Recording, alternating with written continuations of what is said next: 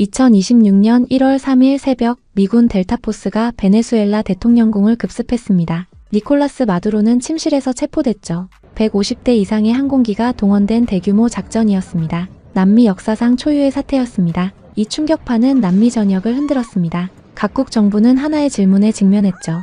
정권이 흔들릴 때 군은 무엇으로 버티는가? 이념이나 외교 수사가 아니라 국방력의 현실성이 문제였습니다. 페루는 베네수엘라와 국경을 맞대고 있습니다. 페루 국방부는 자국의 대응 능력을 냉정하게 점검했죠. 결론은 명확했습니다. 기존 전력으로는 급변 사태에 대응하기 어렵다는 판단이었습니다. 페루 국방부 내부에서 전력 현대화 논의가 확대됐습니다. 지상과 해상에서 시작된 논의가 공중 전력으로 번졌죠. 이 과정에서 최근 도입한 한국 무기들이 재조명됐습니다. 페루는 2024년 4월 HD 현대중공업과 6,400억 원 규모로 함정 내척 건조 계약을 체결했습니다. 2025년 1월 착공식에는 디나 볼루아르테 당시 대통령이 참석했죠. 2025년 말에는 K2 전차와 K808 장갑차 도입 계약이 체결됐습니다. 페루 국방부 내부 평가는 간결했습니다. 비싸지 않고 정치적 부담이 적고 약속한 일정에 맞춰 들어온다. 한국 무기에 대한 신뢰가 쌓인 겁니다. 페루 전국가정부학교장은 한국을 페루의 역량을 지원해줄 수 있는 서구지향적이고 신뢰할 수 있는 경쟁력 있는 공급자라고 평가했습니다.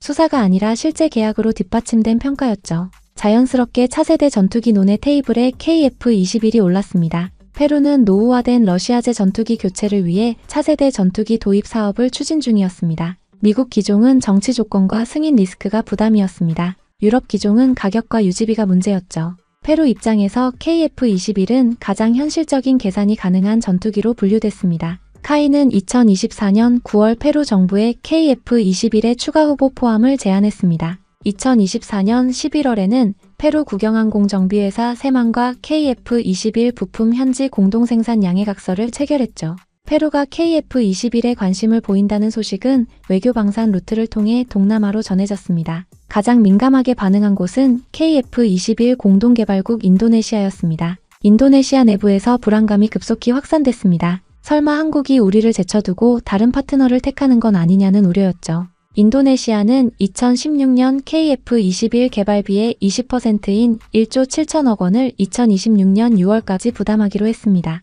하지만 첫 해 500억 원을 낸 뒤부터 제대로 납부하지 않았죠. 2025년 6월까지 총 4천억 원을 냈을 뿐입니다. 그동안 인도네시아는 분담금 지연에도 어차피 KF-21은 우리가 핵심이라는 태도를 유지했습니다. 2025년 4월에는 터키의 카한 전투기 사업 참여를 발표했고 중국산 J-10C 전투기 42대 구매 계획도 검토했죠. 인도네시아는 자신들이 빠지면 한국이 더 곤란해질 거라고 계산했습니다. KF-21이 인도네시아 전용 프로젝트라고 생각한 겁니다. 그러나 페루카드가 등장하자 이 인식이 흔들렸습니다. KF-21이 선택받는 플랫폼일 수 있다는 가능성이 부상한 거죠. 한국의 인내가 영원하지 않을 수 있다는 위기감이 증폭됐습니다. 페루는 돈을 내고 조건을 맞추며 태도를 보이는 국가였습니다. K2 전차와 함정 계약을 체결했고 FA50 도입 협상을 진행했죠. 약속을 이행하는 파트너였습니다. 한국 입장에서도 신뢰, 속도, 책임을 따지면 비교 대상이 생긴 상황이었습니다. 인도네시아는 기술 유출을 시도하고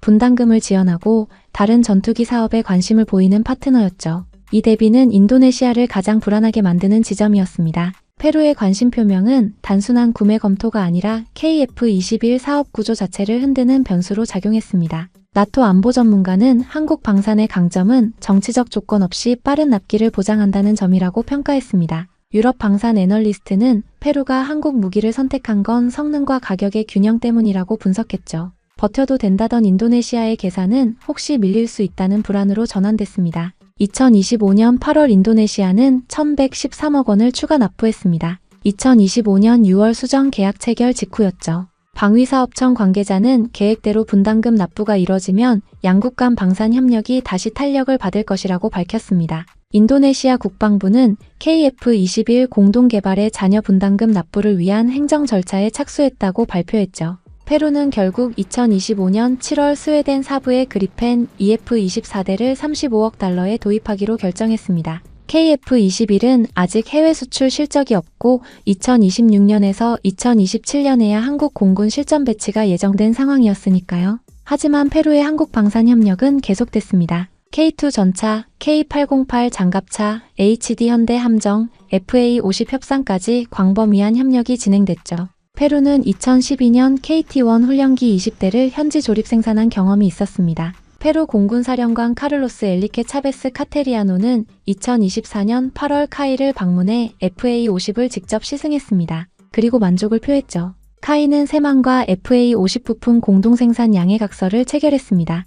아시아 방산 전문가는 페루의 행보는 인도네시아에게 명확한 메시지를 전달했다고 분석했습니다. 국제관계연구소 연구원은 한국이 인도네시아 외에 선택지를 가지고 있다는 신호라고 평가했죠. 베네수엘라 사태는 페루에게는 국방을 다시 설계하게 만든 계기였습니다. 동시에 인도네시아에게는 태도를 다시 계산하게 만든 신호탄이었죠. 이 흐름 속에서 KF-21의 위치가 바뀌기 시작했습니다. 이제 KF-21은 부탁해서 사주는 전투기가 아니라 조건을 따져 고르는 전투기로 인식이 전환됐습니다. 폴란드는 K2 전차 1000대 보유 계획을 세웠습니다. K9 자주포 212문 중 200문을 조기 인도받았고 천무 로켓도 추가 도입했죠. 빠른 납기와 압도적인 가성비로 유럽 시장에 진입한 겁니다. 마리우시 부아슈차크 폴란드 국방장관은 기술, 가격, 도입 시기 등을 종합적으로 고려할 때 한국의 무기 체계가 가장 적합했다고 밝혔습니다. 실제 사례로 입증된 평가였죠. 페루도 비슷한 길을 가고 있습니다. K2 전차와 K808 장갑차를 현지 조립하고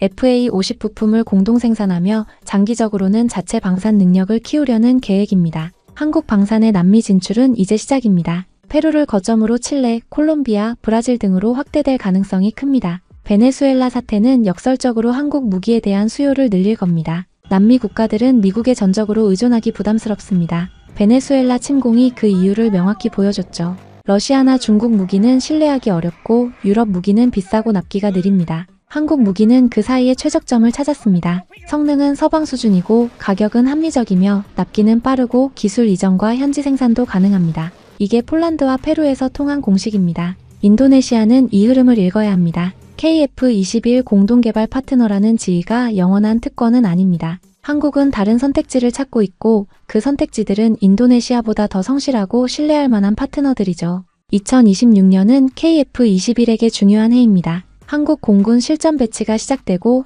해외 수출 가능성이 현실화되는 시점입니다. 인도네시아가 남은 분담금 2천억 원을 제때 납부할지 지켜볼 일입니다. 페루의 전략은 명확합니다. 지상은 K2 전차와 K808 장갑차, 해상은 HD 현대 함정, 공중은 KT-1과 FA50으로 한국 무기 생태계를 구축하는 겁니다. 부품 공동 생산과 현지 조립으로 자립 기반도 마련하고요. 만약 페루가 향후 KF-21까지 도입한다면 카이의 고정익 라인업을 모두 갖춘 첫 해외 국가가 됩니다. 현재 그리펜을 선택했지만 장기적으로 KF-21 도입 가능성은 열려 있습니다.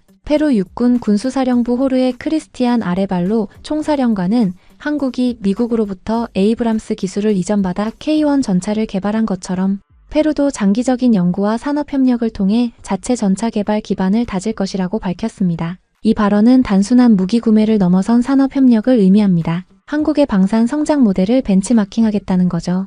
페루는 한국을 신뢰할 수 있는 장기 파트너로 보고 있습니다. 인도네시아가 진짜로 두려워하는 건 전투기 가격이 아닙니다. 한국이 자신들을 더 이상 필수 파트너로 보지 않을지도 모른다는 가능성입니다. 페루의 한마디가 그 가능성을 현실로 만들었죠. 인도네시아 국방 전문가는 KF-21 개발비 분담금을 삭감한 1조 원을 KF-21 구매 비용으로 전용하자고 주장했습니다. 인도네시아가 48대의 KF-21을 구매하는 것에 긍정적 입장을 보인 겁니다. 위기의식의 표현이었죠. 한 가지는 분명합니다. KF-21을 둘러싼 경쟁 구도가 바뀌었다는 겁니다. 인도네시아가 주도권을 쥐고 있다고 생각했던 판이 뒤집혔습니다. 이제는 인도네시아가 한국의 선택을 기다리는 입장이 됐죠. KF-21은 2026년부터 블록 1 양산이 시작됩니다.